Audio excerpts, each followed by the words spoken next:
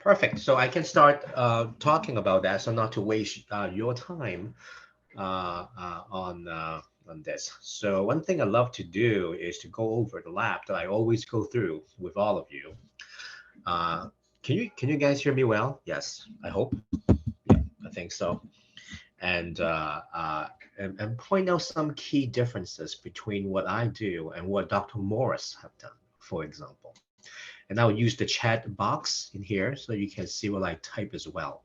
So the main thing I want to go over with you right now, even in the absence of a sample lab report, is this is a little bit annoying because I don't want to see myself on the screen, but I'm gonna. Can I not see me?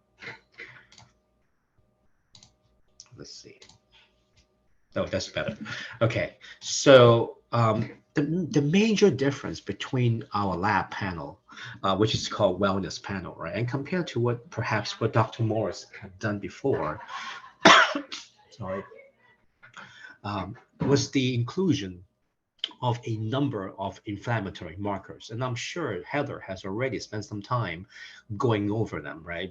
But I would like to repeat for you so that you know, oh my gosh, right? Dr. Chan Wellness Lab offer those labs, and those are not always done by other physicians. The first one I will outline is, for example, uric acid, right? And as you know, uric acid is typically measured for gout. But you may not know that uric acid is an inflammatory marker, because when uric acid is high, it actually raises blood pressure. So a patient with sometimes high blood pressure, we will check for the uric acid, and if the uric acid is high, even without gout, I will still treat the uric acid to help lower blood pressure. So remember, number one, uric acid is an inflammatory marker. Number two that we measure is ferritin. And I'll type everything I say will be typed up. Ferritin, right? Ferritin is the storage form of iron. Right? And how does that work? Well, the example I always give, right, is like, let's imagine you have cash in your wallet. That is iron. But cash in your bank, we call that ferritin, right? So ferritin, therefore, is a storage form of iron. When it's too high, it also is an inflammatory marker. So that's the second one we measure. The third one, as many of you know, is the heart sensitive C reactive protein, CRP. And that pretty much is by far the most common inflammatory marker that we measure. And generally, it is used to predict heart disease. How? Because historically, HSCRP was the first one to discover that correlate with heart disease. Because we know it's not just about cholesterol. Sure, I mean, cholesterol in particular, LDL, right, the so-called bad cholesterol. But again, heart disease, or in particular, heart attack or stroke, they happen in the context of high cholesterol in the presence of high inflammation. So it is the inflammation that is driving the bad cholesterol to cause heart disease and stroke. So we have to measure both, not just your cholesterol, right, but also this HSCRP, which historically is used to measure heart disease. But nowadays, HSCRP is now used for a whole host of conditions that involve inflammation, right? Please name another inflammation disease that I am very interested in preventing in the office. Is dementia, right? Dementia is inflammation of the brain. So imagine if inflammation is in the heart, you could have heart disease. But if you have inflammation in the brain, that will be dementia, right? So which one of the two you would like? Neither, right? So we have to look at both. And so that's the third inflammatory marker we measure.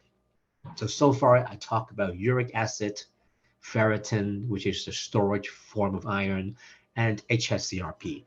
The fourth one is, many of you know, it's homocysteine. We're going to type this up. Okay. Homocysteine, make sure I spell it correctly. and you would see many of them, and you know the answer already, right? Uric acid, if it's too high, will lower your uric acid. If the iron is too high, what do we typically do? I would say, oh, you may even need to donate blood, right? We always tell patients that if your ferritin is too high, that is inflammatory and your blood could be too thick. So we typically will have the patient donate blood. HSCRP, right? What happens when it's too high? Well, we typically will help patient to take some fish oil, right? We know that omega-3 fatty acid is anti-inflammatory, and there are a whole host of other anti-inflammatory agents, which I'm sure Heather has discussed with you before, on what other anti-inflammatory agent we can use to decrease inflammation, right? One of them is fish oil. We discussed that already. But other things like ginger, turmeric, right, resveratrol, that most antioxidants are also anti-inflammatory, and we can also use that to decrease CRP. Now back to homocysteine, right? Many of you, when you come to do a blood test, I will tell you that, oh my gosh, your homocysteine is high, right? What does homocysteine measure? It really measure, right, B vitamins, especially the B12. B12, I have to find a way to type this. B, can I, okay, B12 and B9. B9 is also typically known as folate, right? So, but that's for B9. And so when B12 is B9 is low, not just low in the blood, but in particular, low in the cell. When B12 and folate or B9 is low inside the cell, then your homocysteine will go up. And when homocysteine goes up, it increases risk for, again, heart disease and dementia, two top things that we want to prevent. So that is my fourth inflammatory marker. There are two more. The the other two are more specific for the arteries. Why arteries? Because again, when inflammation is present in the arteries, then that actually is where heart disease and dementia can happen, right? When there is blood clot, when there's a cholesterol plaque in the context of inflammation in the arteries, then you're much more likely to get heart attack and stroke. So those two markers are, and here I will type it here, LPPLA2. And you see that in the lab report that I went through with you guys. LPPLA2, right, is a long name, is a specific inflammatory marker for the arteries. And I can tell you, few doctors measure it. Why is that important? Because isn't the CRP enough? Yes. But remember, CRP is simply a general inflammation marker for the heart. But LPPLA2 is specific for the arteries.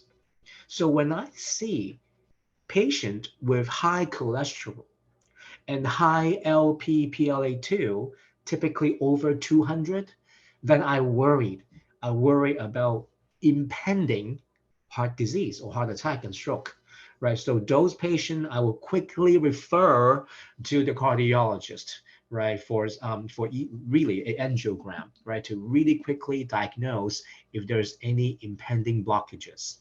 So LPPLA2 is the inflammatory marker for the heart arteries and the brain too, right, is in any artery wall. And then finally is the MPO. MPO, and I use shorthand because the word is too big, right? MPO is stands for myeloperoxidase. It doesn't matter. MPO is the final marker that I talk about so far, right? The 6 top inflammatory markers I measure. MPO is another marker that will go up when the arteries is inflamed.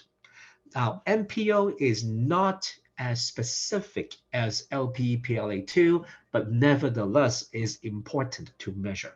So in here, now you can tell with the 6 inflammatory markers I am measuring, if they are high, then I know that you are inflamed. And why is inflammation so important? Because I'm sure you heard from Heather, right? Inflammation is really the basis for driving chronic diseases as we age. Aging is really nothing but the manifestation of inflammation, right? So as we get more inflamed, we become more inflammatory, right? So let's see.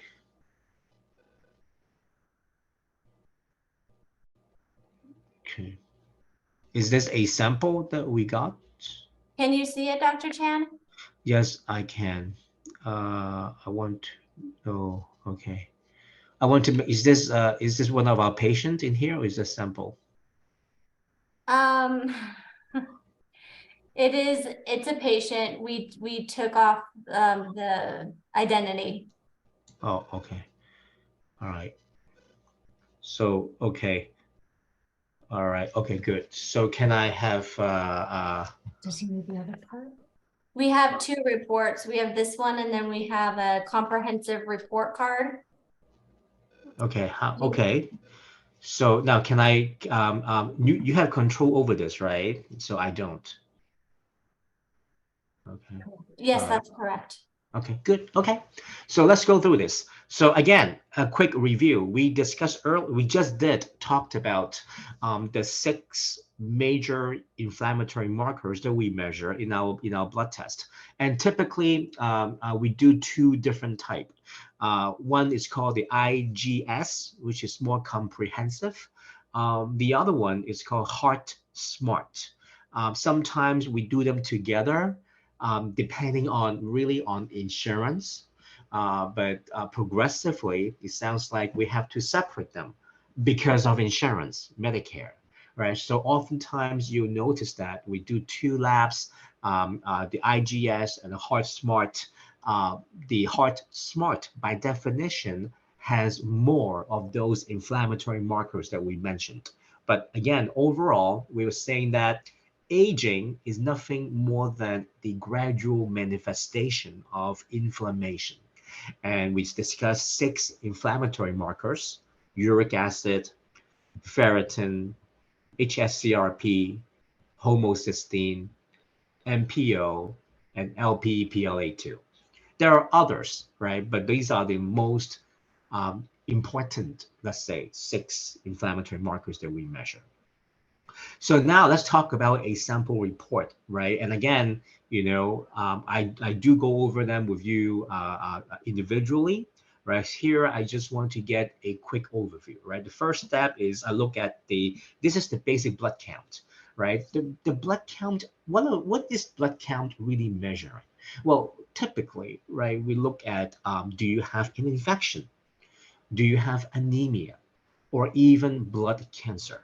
So we can use the blood count, right, to look at, for example, if the WBC is high, then we know that you probably has an infection, right? And then another marker that we can see in here, if you go down, right, you can pick up something called MCV. Did you see that for this particular patient, the MCV is 91.9, and now MCV is what we talk about a lot as well. Oh, thank you. Oh, wow. I love that. Thank you.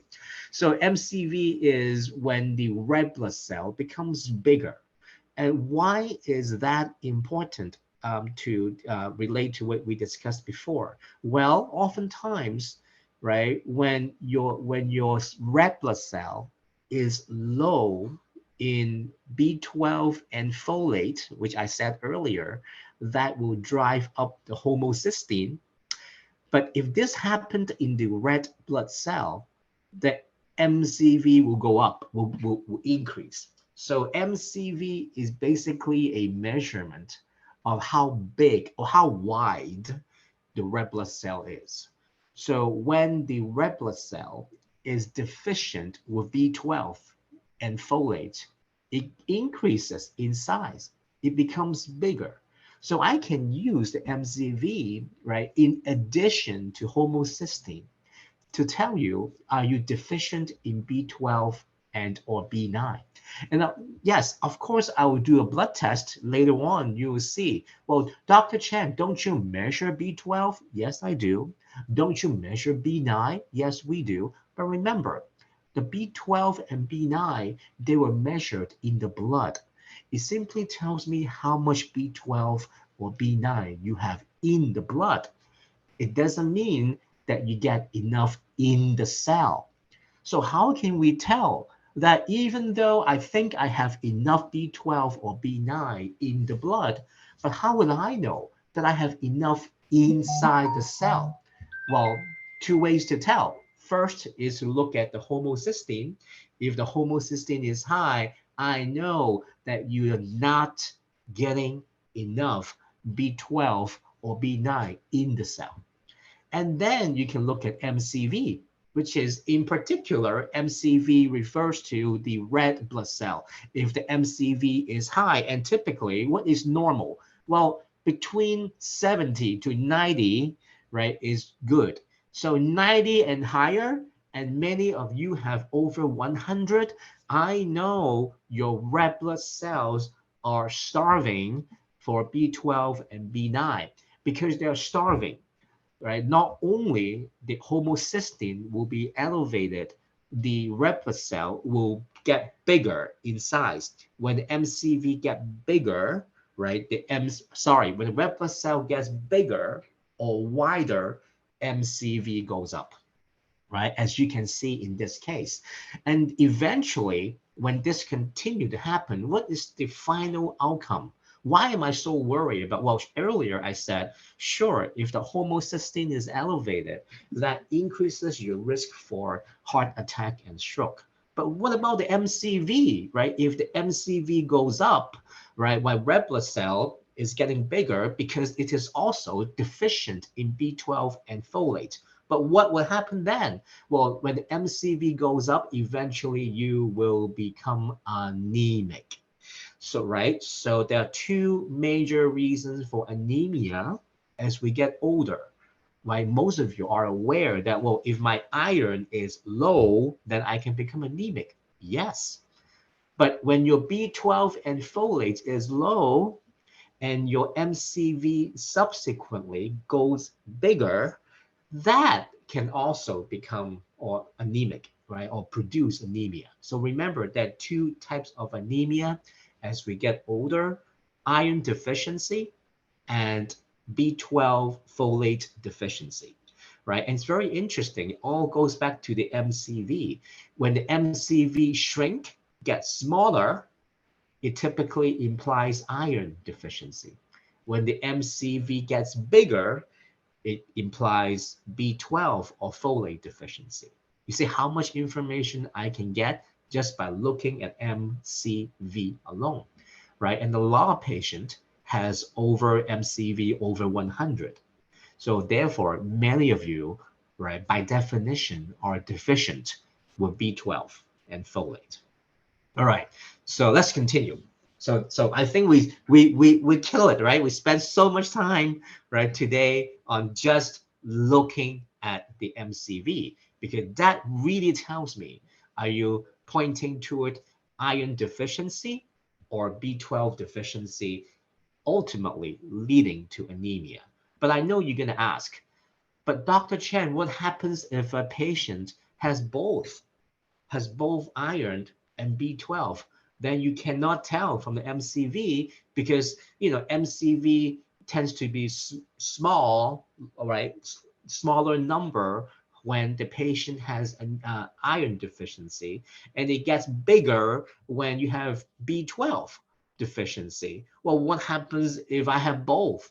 Then it becomes normal. Yes, then you can no longer use the MCV alone to predict iron deficiency or B12. You actually have to do other things, right? You have to actually measure the iron level, or actually look at the homocysteine, because I know if the homocysteine is high, like I said earlier, right, then I know you are low on B12 and folate. Okay, right, let's scroll down.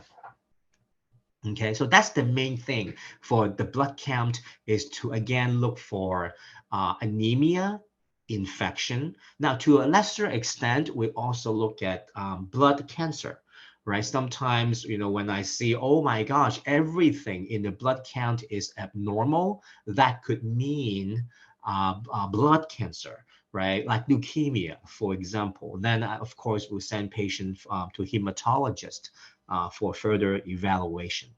So far, so good.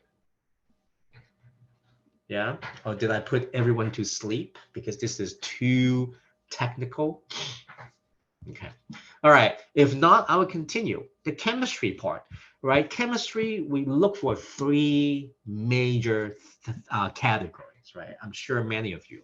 Number one is to look at generally electrolytes. Well, what do you mean by electrolytes? Where we want to know more about, for example, sodium, potassium, magnesium, calcium, things like that, right? We don't want them to be too high or too low, right? And then some of them are more important. In this case, you can tell, well, what about what is showing up on the red? We talk about that, right? But again, the first thing we look at your chemistry report, right? We kind of want to know where you are on your minerals, right? Your minerals, again, would be sodium, potassium, calcium, and magnesium, right? And the second thing we look at, of course, is your kidney function. Many of you are concerned with kidney problem. Many of you have kidney problem, right? So the first thing I'll look at is in here. In this case, right, you can see the blood urea nitrogen.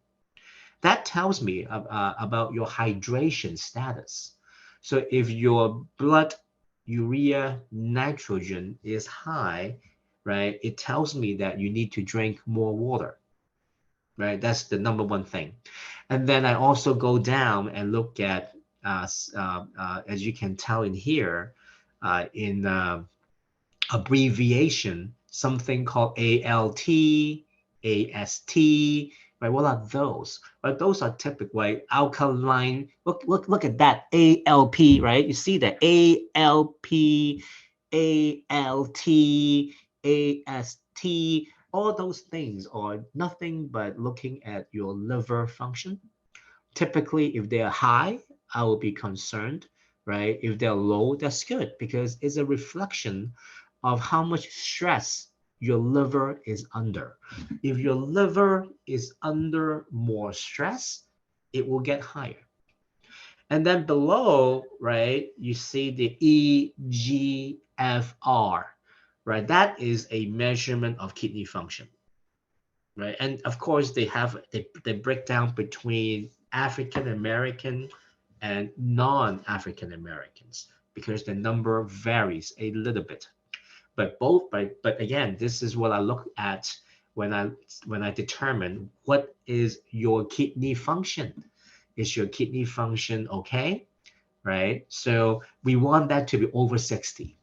Right? So for this patient, I assume, right, that if this patient is non-African American, I see the number 68. That's good, right? Because we want your kidney function to be above 60, right? When we drop below 60, then we will start to say, oh, you have kidney dysfunction, right? And what would I always tell my patient, right? The best thing to decrease risk for kidney dysfunction is to drink water, right? So as you can tell, this particular patient on the screen, the sample report, right, looks like he or she is not drinking enough water, right? The BUN is elevated, okay? So those are the gist that I will look at, right? And then you also, some patients, sometimes I will also talk about the creatinine, right? Right below the BUN, you see the word creatinine. That is also a marker. Can you highlight that, please, Heather? Yes. Creatinine is another way to look at kidney function. So if the creatinine is high, not in this case, right, then I know that patient also have kidney issue. So two things I look at, or you can look at in your lab report, is your creatinine and your BUN, right, and also right, and of course the EGFR to determine your kidney status. Okay, all right. So that's the main thing I want you to take home with when you look at this chemistry. All right, let's go. Next one. Can we go below, please? Yeah, the rest is pretty good, right? Did you see uric acid here? Yeah, right. So that's our first inflammatory marker, uric acid, right? And this is good, okay? And you can see the rest. And then what else do I want to mention in here? You see that above uric acid, sorry for my email, magnesium, right? Above that, you see creatine kinase, right? Yeah, and that sometimes can get elevated, and that could imply muscle breakdown. Example, I am taking a statin and I'm afraid I am going to have side effect from a statin to lower my cholesterol, right? And sometimes I get muscle ache if I take a statin. So I don't, right? So what do I look at? Well, I want to know, do I have muscle damage? Because if I take a statin, and that is going to make me, many patients has muscle ache. Now, not every muscle ache is due to muscle breakdown. Of course, right? Muscle breakdown is more severe than simply muscle ache, because many of you know, and when I talk to you guys individually, I said, oh my gosh, muscle ache from a statin use is typically due to low CoQ10, right? Coenzyme Q10, which is a supplement, right? A nutrition that our liver used to make. But as we get older, we no longer make CoQ10. So when we take a statin, then we're much more likely to feel pain and tired because of lack of coenzyme Q10. But that doesn't mean you have muscle damage. Well, how do I know I don't have muscle damage? You look at creatine kinase. If creatine kinase is high, then yeah, then you probably have some muscle damage. And when that happens, then I will say, you should not be on statin, because the statin that you're taking is probably causing muscle damage, right? So once again, creatine kinase is to look at muscle damage, right? And then what else I can, BNP. Did you see below uric acid? This is another marker, right, called BNP, right? And I did not talk about that earlier. This is something new. Dr. Morris, I have seen him only measure that sometimes, right? And this is a measurement, again, for heart failure. Once again, for heart failure, right? In fact, BNP, I can say that is to use for heart muscle breakdown. So for those of you who has heart failure, right, meaning I have to send to the cardiologist to do your echocardiogram, right? The echocardiogram, what does that do? Well, the echocardiogram simply tells me about the status of your heart muscle function.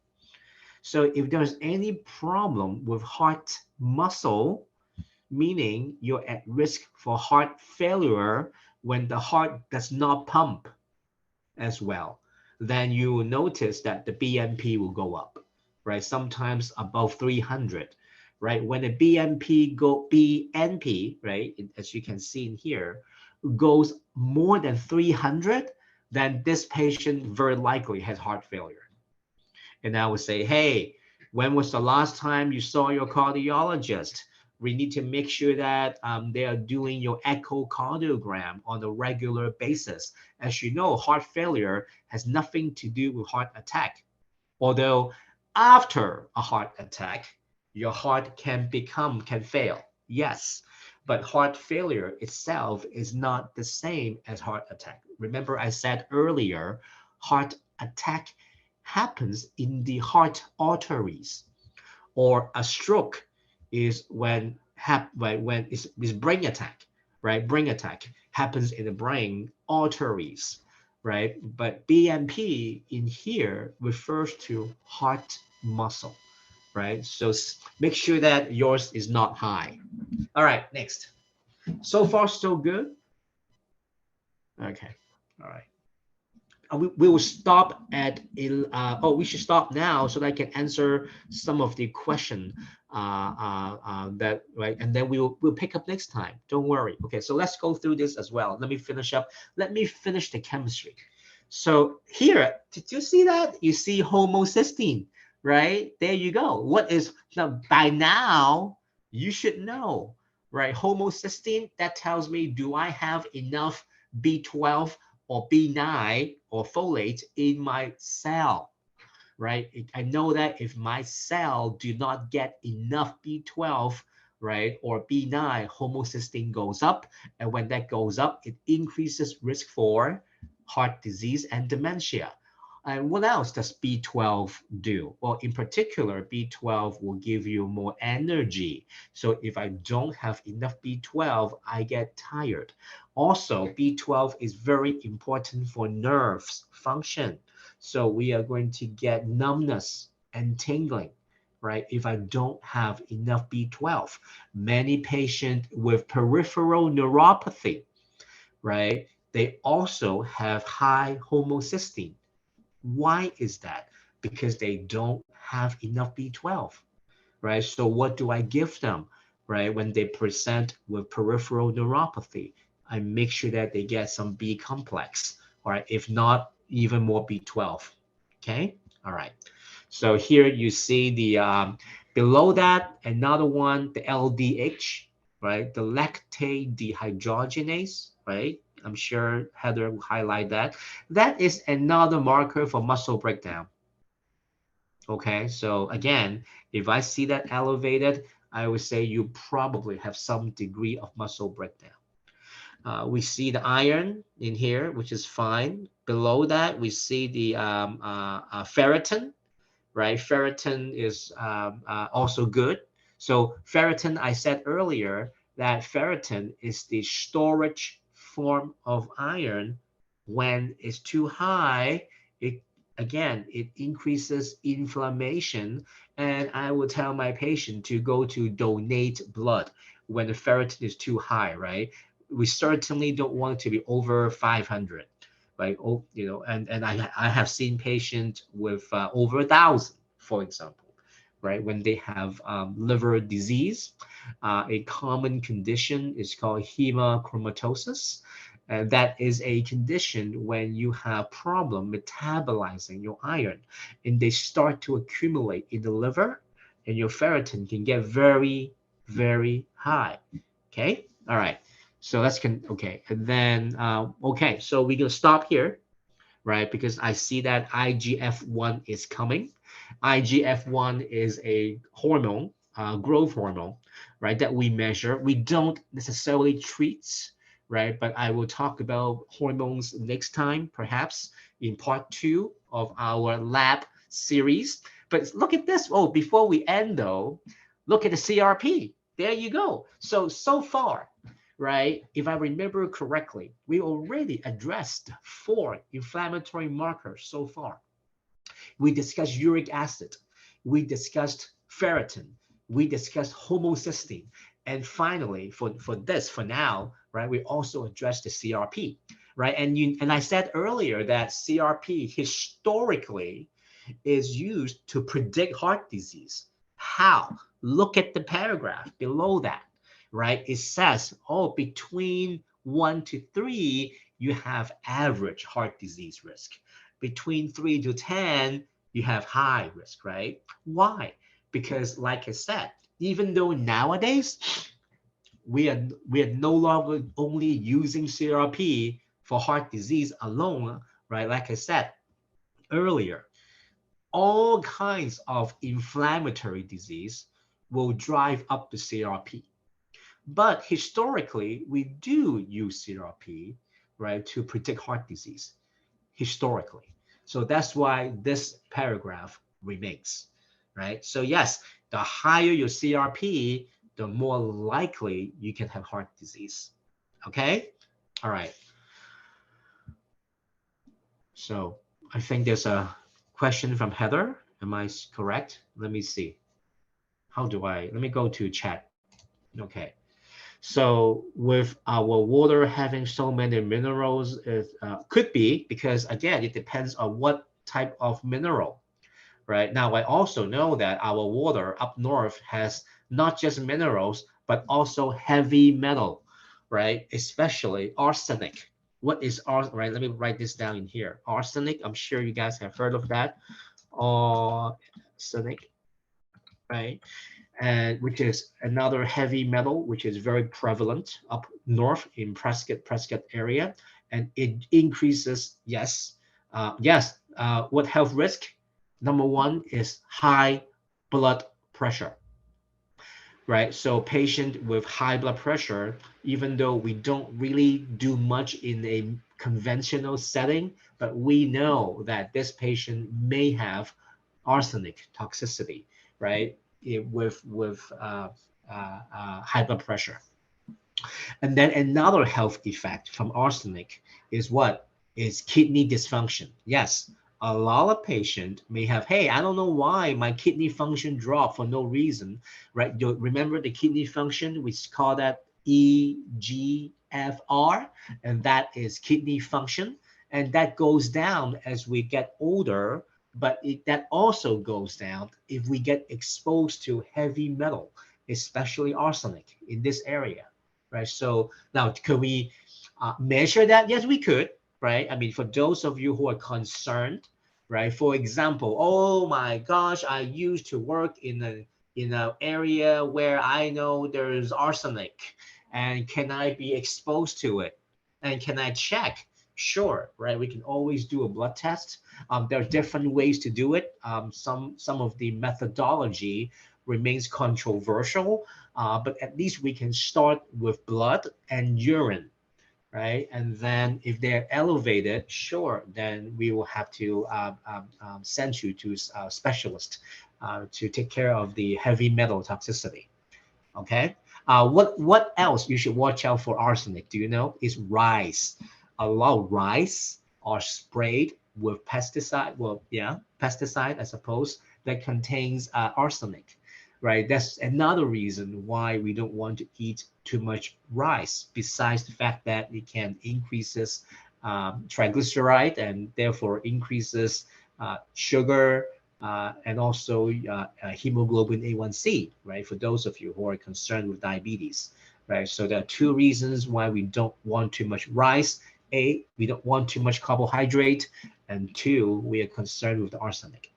Okay, so let me spend the rest of the time, right? So we will pick up next time, right, where we left off to continue our series of lab review, right? And I will take my time to make sure that the entire report, right, is reviewed. So there's no rush. It's an ongoing educational series. But I do want to spend the remaining 7 minutes ish on questions and answers. So I know is Heather or Colleen able to put the list of questions so I can answer them?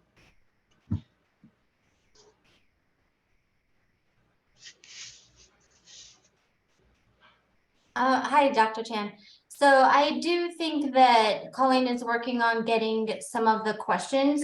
Okay. I know that you were answering some questions already. Oh, okay. Yeah, I have. Okay, good. I have seen those. The question is, right? You really need to know to see if that work. We really need to know how much heavy metals you have or not just heavy toxins, right? Yeah. So it depends on what toxins are we referring to, right? Some toxins are not that easily measurable. Sorry, can you believe my allergy is acting up? Right? So, so yes, in theory, sure, right? You can pull out some toxins, some heavy metals as well. The question remains how much, right? Um, so I don't know enough study. I mean, if you ask me, the most studied heavy metal removal method, you know what that is, right? I mean, so let me step back. So it won't. I don't think it hurts for you to do foot pad.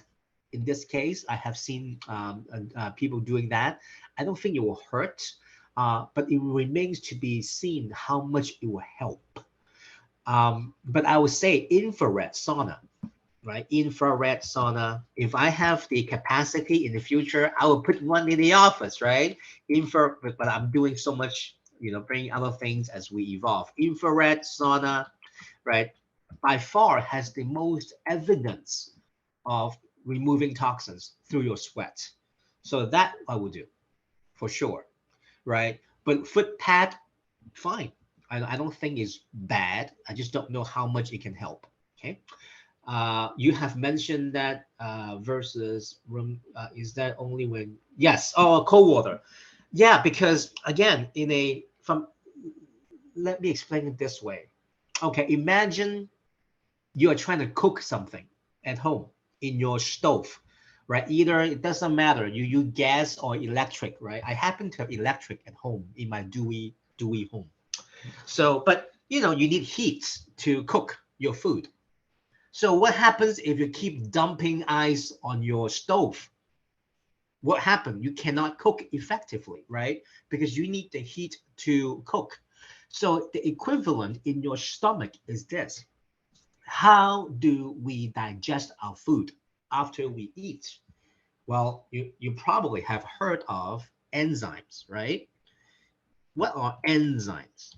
Enzymes are those protein molecules, right, in our stomach that will help digest your food. And they need to function at a higher temperature. If the temperature is too high, they break down. If the temperature is too low, they don't work. So they need to work in a specific range of temperature. Just like if I want to cook my food at home, I need to make it at certain temperature, right? If the temperature is too high, I burned my food. But if the temperature is too low, then I don't cook my food, right? So same thing. So your stomach enzymes require certain temperature in order to cook. So if I keep dumping ice cold water, what happens? The temperature goes down, right? The temperature goes down. What happens? Well, the first, you have two issues. First, is, well, if I keep dumping ice cold water in my stomach, my enzymes will be too cold to work. So that's one problem because I need enzymes to digest my food. But but that's just the first problem. There's another problem. You know what that is? Your body is very smart. Your body will say, hey, you keep dumping water, and so now I'm too cold, right? The stomach, we don't have enough temperature to activate the enzymes to digest. So what do we do to compensate? Oh, I know. We will make more acid. We are going to produce more acid to compensate for the enzymes not working. Well, what would producing more acid mean? I get acid reflux. Do not have that?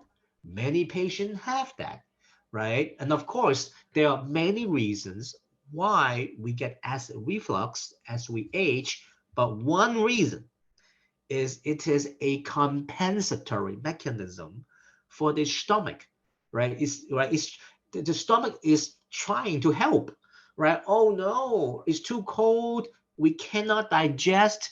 If you don't digest, how am I going to get your nutrient? Well, so let's do something. Well, let's make more acid, right? Maybe we can help by making more acid so that we can help you to digest better. Hence, you have a acid reflux problem as well. So let's see. Did I answer that? You have mentioned, is that only when you drink with a meal or yeah. So, well, going back to that question, it will be particularly important when you're drinking water with the meal. Why? Because again, I'm not going to say, oh my gosh, Dr. Chen, are you crazy? I was running in the heat, right, for half an hour and I'm so hot. And you is telling me that I cannot drink cold water? Of course you can, right? So in this case, you're right. We are referring to when you're digesting though, right? It's okay to drink cold icy water occasionally. Me too. But if you're eating with food and if you want the food to be digestible, then probably it's not a good idea to drink cold water. I hope I explained in very detail, right? Why, right? So yes, so when you're drinking cold water with meal, probably not a good idea to drink cold water. Next question, is lutein good for? Yes, lutein is one of those nutrients that are important for the retina cells, the cells in the retina, right, in the back of the eyes, right? And so you would notice that most nutritional supplement that help the eyes or vision, they probably have lutein, right? Among others, there's another category called xanthines, xanthines, and you will also find that very common. Different form of xanthines are usually grouped with lutein, right, for eye health. Okay, all right. Please explain pros and cons of different blood thinners. Now that would be that could be a lecture on its own, right? But I mean, unless you need to sleep right now, right? Otherwise, no, I'm not going to go into details. But enough to know that Eliquis and Xarelto, right, are different blood thinner for blood clots or DVT in the legs or even AFib. But the good thing is they do not need to be monitored, right? Although they, but right, but they can still thin your blood.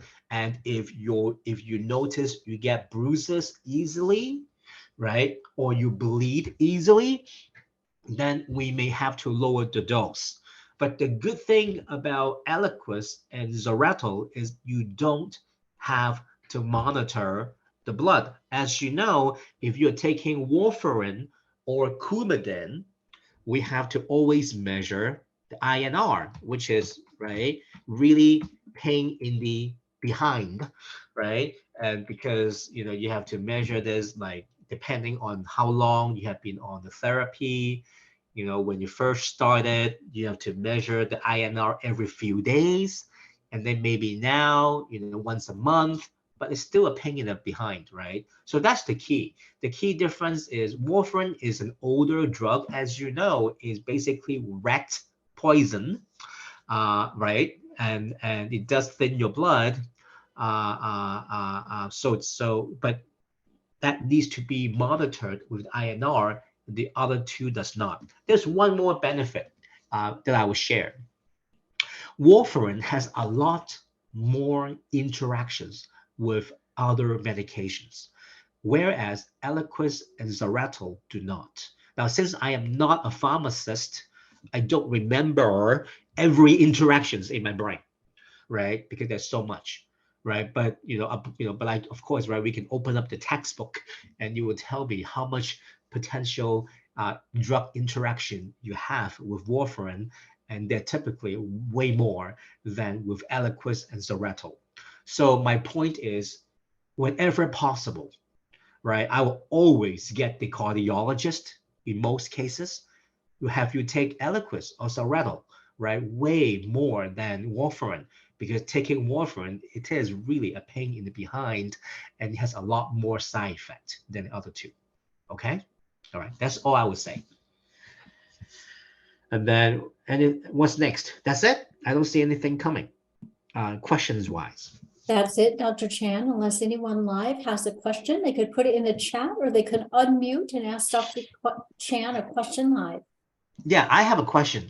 Is it okay? Is this a good thing that I am doing? I mean, I'm answering some questions, and I also take the time to really, go over the lab results. This will be recorded, so we hope that we can share this with every patient, so that because I know, just having me explaining once, you may not remember, right? And and hopefully, if I go through the lab results with you, it will be helpful. Can you recommend a good water filtration system to remove arsenic? No, I don't know enough. I would have to consult a environmental engineer. But I think, at the very least, right? I mean, I just have a regular reverse osmosis in my house. But of course, the downside of that is you may be lacking minerals, right? So I always consider taking a mineral supplement, right? Right, but I do not know of a particular filtration system, nor can I endorse online either, even if I know one, right? So. But I'm sure, we can, I'm sure we can find an environmental engineer to contact you to recommend a good system. If you are concerned with arsenic in your water supply, which I know is a concern, especially in certain pockets of community in Prescott Valley. So.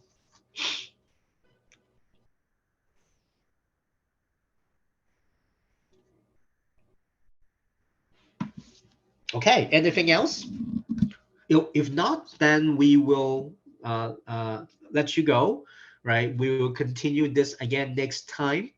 And once again, right, let Colleen know questions you have for me, and ask me anything, right? We call it AMA, right? So I also say AMA as just ask me anything, and also stand for against medical advice, right? What else do I want to say? So we'll pick up next time also from where we left off. We have at least completed today understanding of inflammatory markers that we measure. Next time, when you look at your report, you can hopefully identify those inflammatory markers.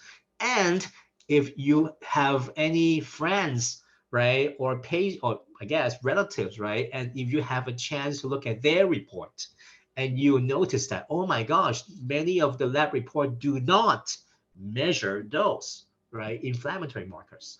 And then we talk already about the blood count today and the chemistry. So we'll continue next time, starting with perhaps growth hormone. Perfect. Okay. All right. See you next time.